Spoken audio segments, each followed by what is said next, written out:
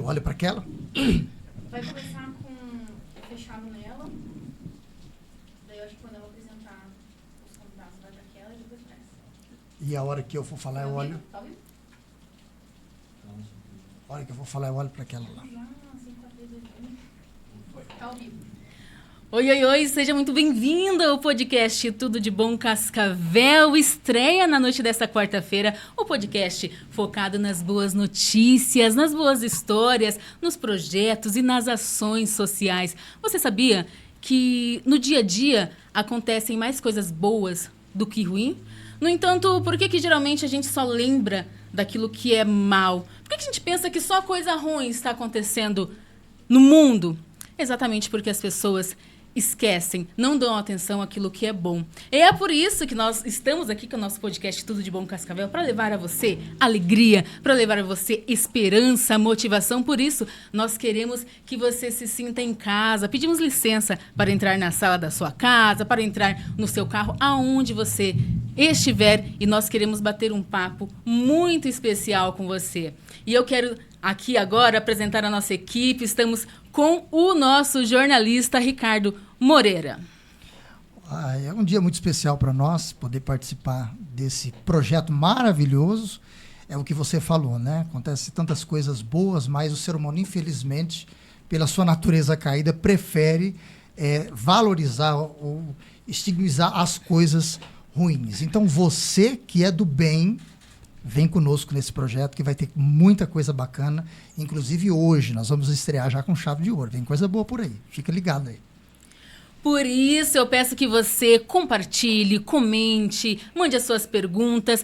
Realmente nós queremos conversar com você. Então troque aí a sua novela, aquilo que você está assistindo e venha conversar sobre aquilo que é bom. A gente quer que... Sabe aquela conversa que você tem na calçada de casa? Aquela conversa que você tem na esquina? A gente quer trazer você para estar conversando aqui conosco. E já digo que o time Tudo de Bom Cascavel é um time alto astral, é um time pra cima. Nossa equipe é uma equipe leve. Um povo até um pouco doido, né? Porque para falar de coisa boa, então é um povo que está se unindo aqui para tentar levar a você aquilo que é bom. Que já está trovoando, você viu?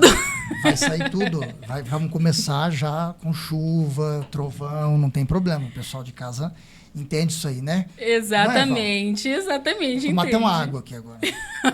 Então, não se assuste, o povo aqui é pra cima mesmo. E digo pra você que por trás aqui no estúdio, nós temos uma equipe completa, focada em preparar e levar o melhor até você.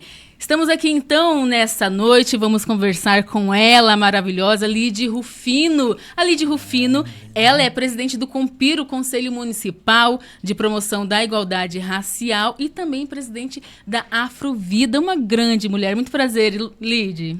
Eu que agradeço o convite, é uma honra estar aqui e, como vocês disseram, vamos falar de coisas boas, vamos falar daquilo que é positivo, principalmente dentro dos movimentos.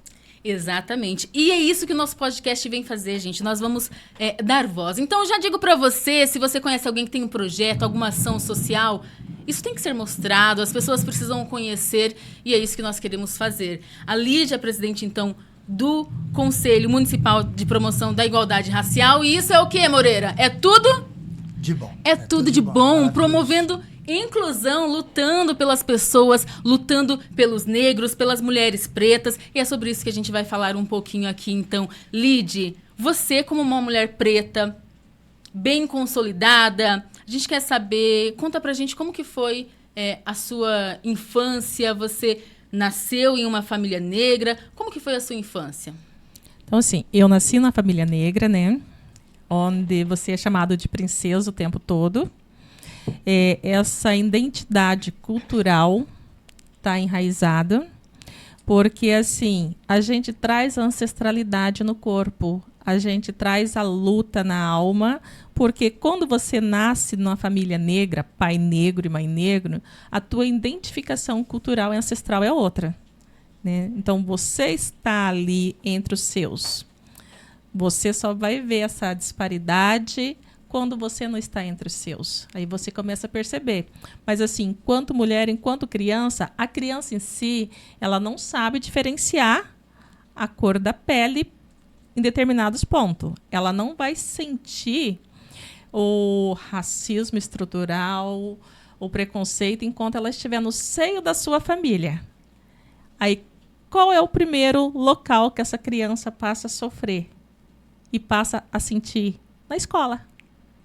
Infelizmente, na escola. Que vai né? ser o primeiro momento. É o primeiro momento, é o coletivo. primeiro impacto, né? Que ela vai estar dentro de um coletivo que não é a família, principalmente a sua família ancestral, a sua família de sangue, onde existe a diversidade. Então, tem a diversidade dentro dos bancos escolares. Tem os professores, tem tudo isso. E é onde a criança vai sentir o primeiro impacto em relação a ser preta. Lidy, a gente sabe que existem muitos pretos que não se aceitam e crianças também. Você acha que vem um pouco disso?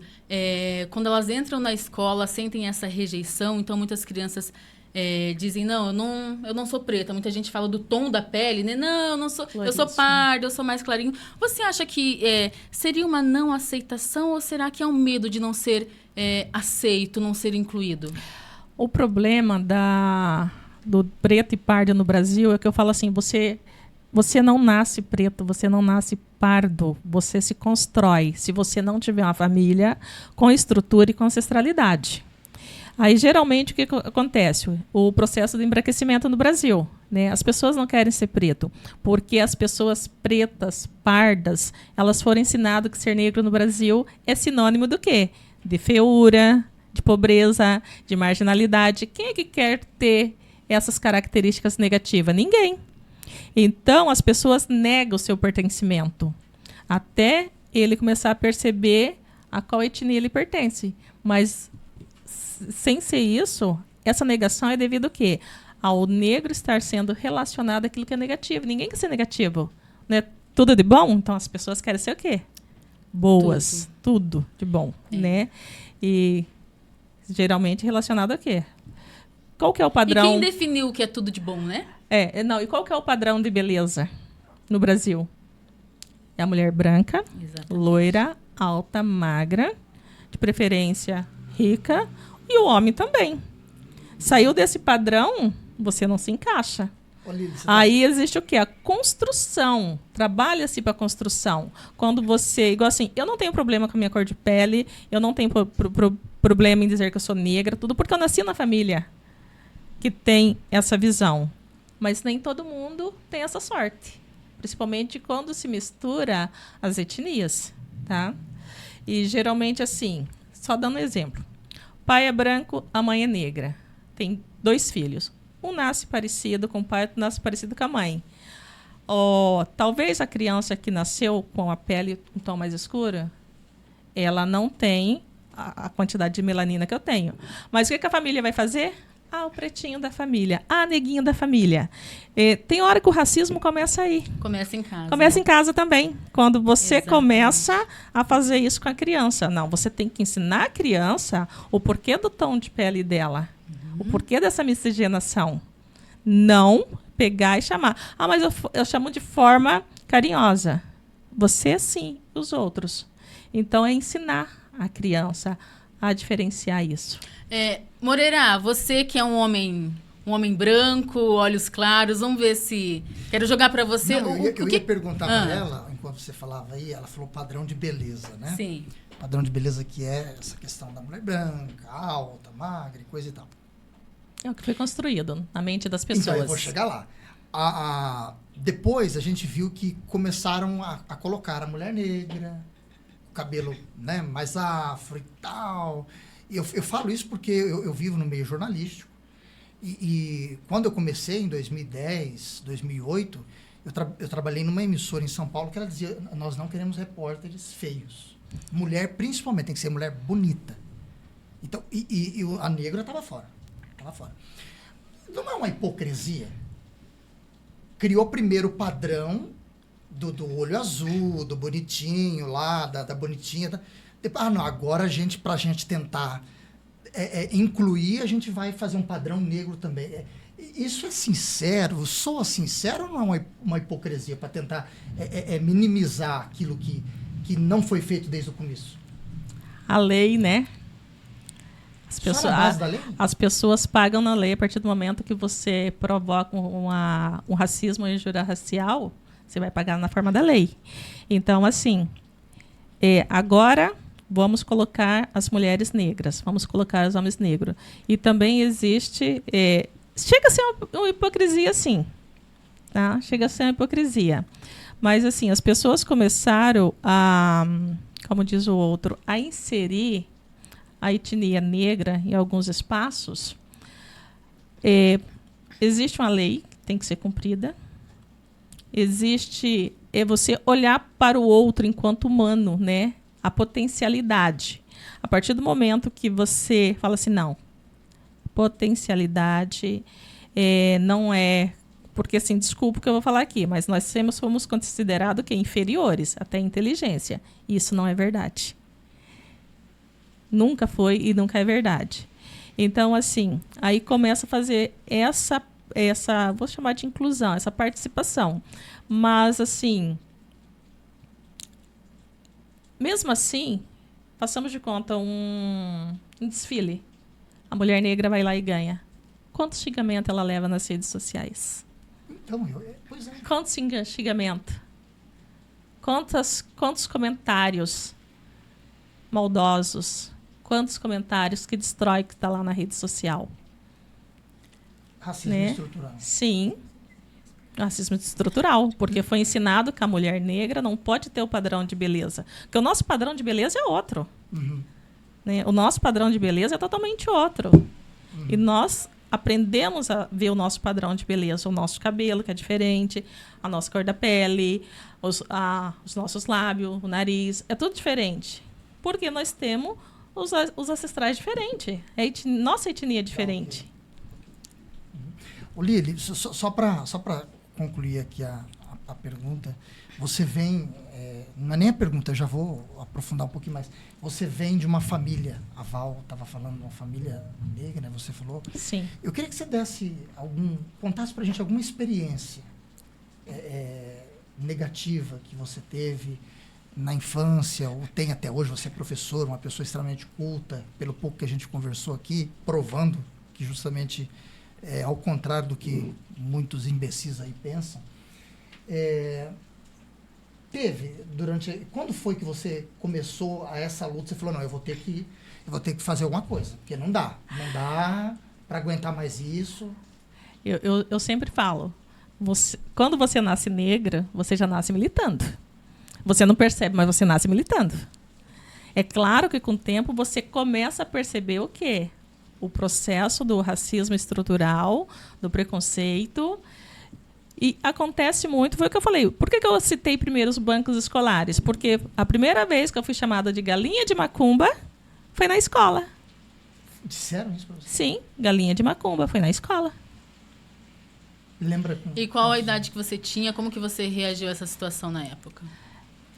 Na época, eu não lembro direito, porque eu era criança, né?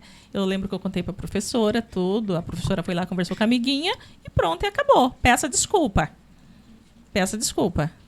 Mas depois, quando eu já estava mais adulta, a minha reação foi a reação que eu não teria hoje, né? A violência física. Eu não gosto de falar muito sobre isso, porque assim, mas eu tinha 17 anos. Né? Hoje em dia você faria isso? Não. Hoje em dia eu faria um BO. Mas quando houve uma fala assim sobre história brasileira, sobre como os negros eram mutilados, tudo isso, né? Aí, num certo momento, alguém falou assim, as negras tinham os dentes mais resistentes, não sei o quê. E para castigá-las, era tirado com alicate seus dentes. E alguém falou para mim assim, olhou, tinha 3 mulheres negras, o restante branca, falou assim, essa tem dentadura, os ferros estão segurando os dentes. Vamos ter que tirar os dentes da lide. Então, na hora, a minha reação foi o quê? Uma violência, né? Porque eu tinha 17 anos, mas eu bati na pessoa. Hoje em dia eu não faria isso. Hoje em dia eu faria um BO. Uma questão de amadurecimento. Sim, também, amadurecimento, né? porque você amadurece. Por conta disso, em algum momento da sua vida, que hoje você luta muito em favor da classe, do movimento, mas por conta desses sofrimentos que você teve, em algum momento você chegou a não se aceitar? Eu sempre me aceitei. Isso nunca te fez... Não. ou a minha cor, o meu cabelo, né? O meu tipo físico, tudo isso nunca me afetou. Porque foi aquilo que eu falei. Porque dentro da tua casa, quando você nasce na família preta, você é chamada de princesa. É isso que eu quero falar para você que está acompanhando, gente. Por que esse programa é tudo de bom, podcast Tudo de Bom. A gente falou aqui do padrão de beleza instituído, e esse padrão de beleza é instituído por quem? Pela mídia. Por isso a importância aqui do nosso podcast. A gente está abrindo esse espaço para que as pessoas possam falar e se expressar. Porque nós sabemos o poder que a imprensa, que a comunicação deu. Por que o branco de olho claro, a mulher loira sempre foi considerada bonita? Porque a gente sabe que nos comerciais isso era passado. Então, na mente das pessoas, elas recebem essa enxurrada de informação, de imagem, e na mente das pessoas fica no inconsciente o quê? Isso que é belo. Então, eu vou dar um pequeno exemplo aqui. Eu que costumo sempre passar muita maquiagem, gosto de me maquiar. Quando eu estou sem maquiagem, vem aquele, nossa, eu tô diferente. Por quê? Porque como eu sempre me vejo de maquiagem, então quando eu estou sem fica diferente. E assim é o que acontece com a mídia. Só mostra um lado, só mostra o povo branco. Então na mente das pessoas fica o povo branco, que é bonito. Por isso que é importante esses espaços, o espaço da mídia. O que começou a acontecer? Com certeza você, eu, quando nós éramos crianças, nós não tínhamos referências. Você se aceitava, Lídia. Eu vou falar aqui que por muito tempo eu não me aceitei. Por muito tempo, eu não sabia a que raça eu pertencia. Porque eu falava, gente, mas eu pensava, eu não sou preta e não sou nem branca. Então, que cor que eu sou? E nasci com cabelo claro. O que eu sou? Então, eu sofri muito na minha infância por conta disso. Eu só comecei a me aceitar quando eu comecei a ver personalidades negras na televisão. Aí eu comecei a me aceitar. Então, você percebe que com as crianças de hoje já é diferente. As crianças começam a se aceitar. Por quê? Porque a mídia começou a mostrar isso. Então, aí vem, Moreira, aquilo que você falou. Mas será será, gente, que é genuíno isso? Por que mostrar? Não. É importante. Porque a gente precisa ter referência. Então, vou colocar aqui, as minhas referências sempre foram Barack Obama, Michelle Obama. Então, isso motiva, inspira a gente. Então, essas crianças de hoje, elas já estão se aceitando e estão lutando. Por quê?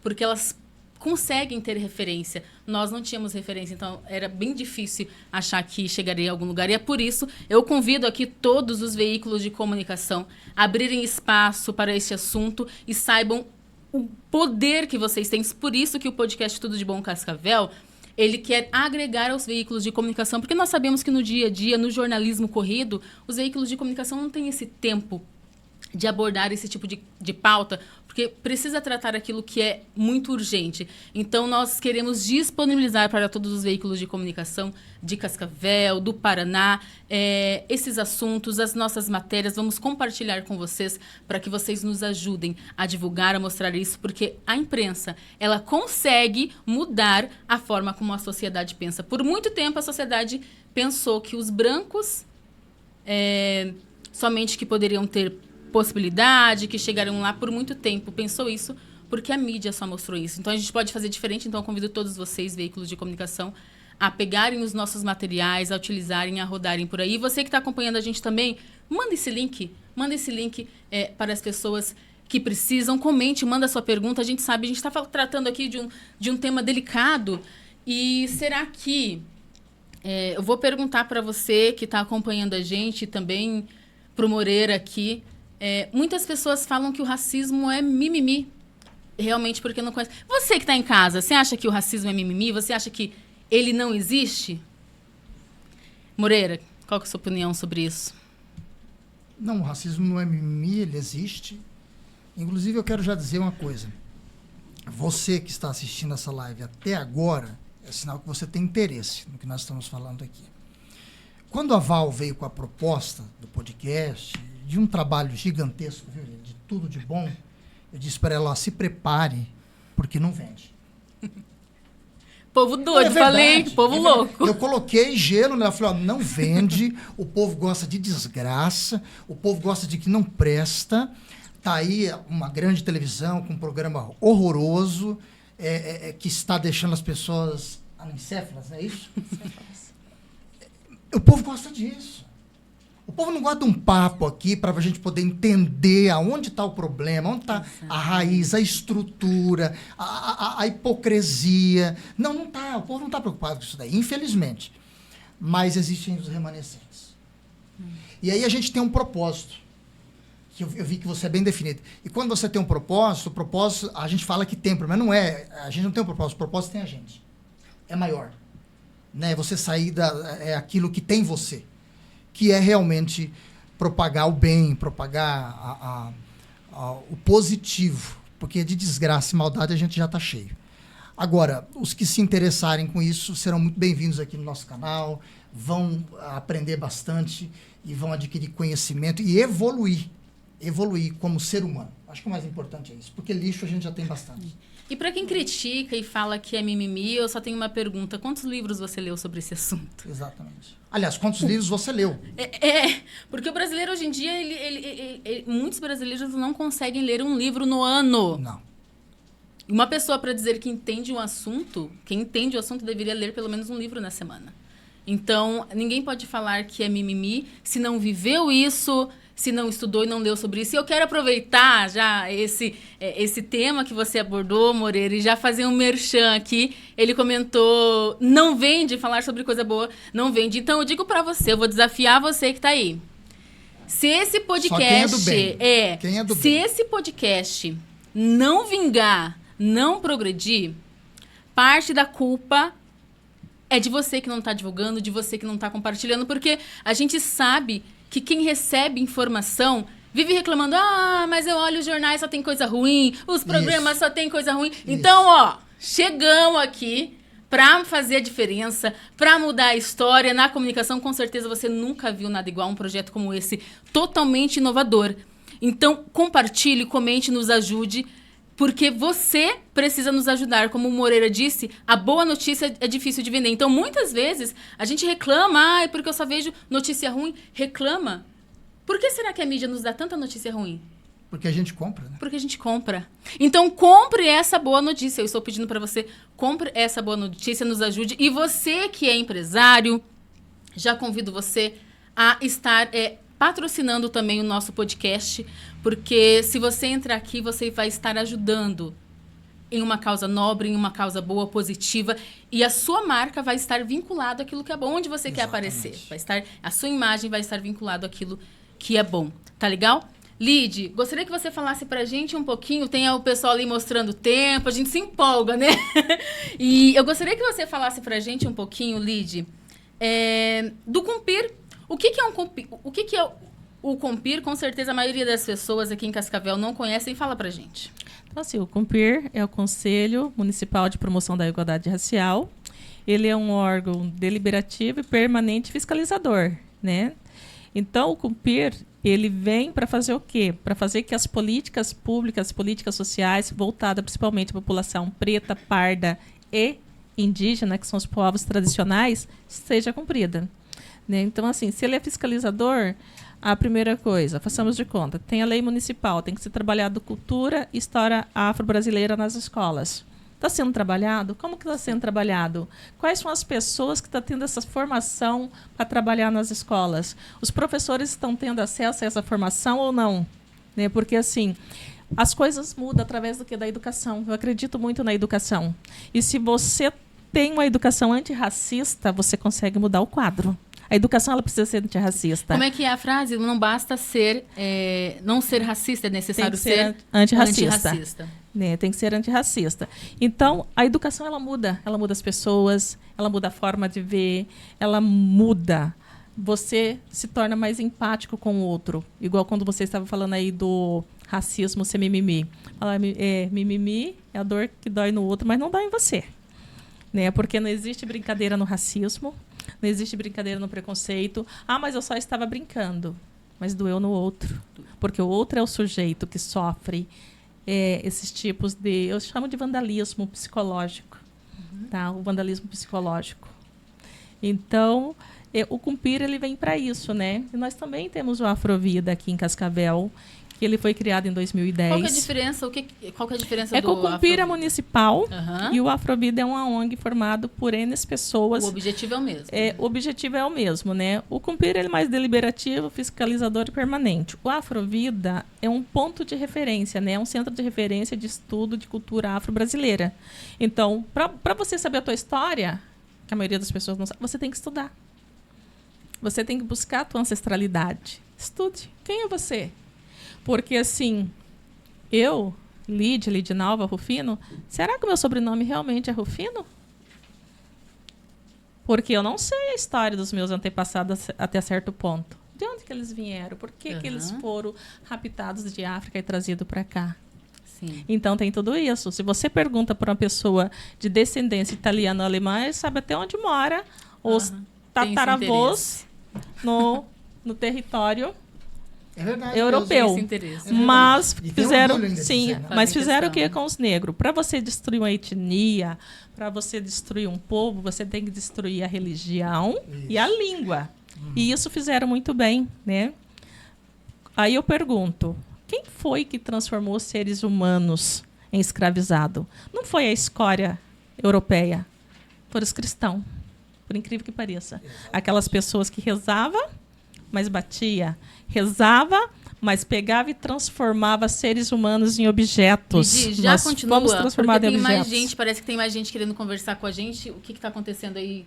Depois É eu alguma quero, eu quero- pergunta? vai É ao pegar vivo fogo esse desse- mesmo, gente. vai A gente ter- vai interromper. É vai assim. esquentar esse negócio de O que cristão está aí. acontecendo aí, Su? Mas vamos Tem lá. gente querendo falar conosco? Uma pergunta sobre A Su quer fazer a pergunta. Na verdade, é uma pergunta do YouTube. Pergunta muito boa. Você cresceu numa... Eu não sei se dá pra ouvir. Dá para ouvir, pode. Tá. Você cresceu numa família que te deu este apoio. O que você diz para as pessoas que cresceram numa família, mas não tiveram esse apoio? Talvez, que nem você mesmo falou, às vezes é um pai negro, uma mãe branca, e aí ele acaba não tendo tanto esse apoio da comunidade negra. Na realidade, quando se tem essa miscigenação, há sempre aquela forma de minimizar, né, o preconceito e o racismo. Aí o próprio pai, a própria mãe fala assim, mas você não é tão preto assim. Infelizmente, isso acontece. Então, você não ajuda a construir a personalidade da pessoa, você não ajuda essa pessoa a identificar a sua história, a sua ancestralidade. Você vai estar fazendo o quê? Mascarando. Quem é essa pessoa? Quem é você? De onde você veio? Isso acontece muito, tá? Quando ocorre essa miscigenação. Porque se o pai for branco, ele vai fazer o quê? Ele vai dar um direcionamento. A mãe, talvez, vamos falar aqui um pouquinho também do machismo, né? Ela vai simplesmente seguir o quê? O que o pai fala. Ela não vai se impor. Tá? Ela não vai se impor. E ela acaba deixando que a criação seja daquela forma. Mas você não é tão preta assim. Igual eu sou negra, melanina de média para cima, professora, e os meus alunos falam que eu sou morena. Por que eu sou morena? Porque eu sou professora, eles tentam me branquear. Aí eu falo assim, mas se eu fosse a tia da limpeza, eu seria a tia negrinha, né? Então, assim, é muito complexo E o parece que eles debate. querem te defender de algo, E né? quer defender a professora. Não, mas você é morena, prof. Quer defender de ser preto, não é Né? preta. E isso acontece. Da mesma forma que tem os que defendem,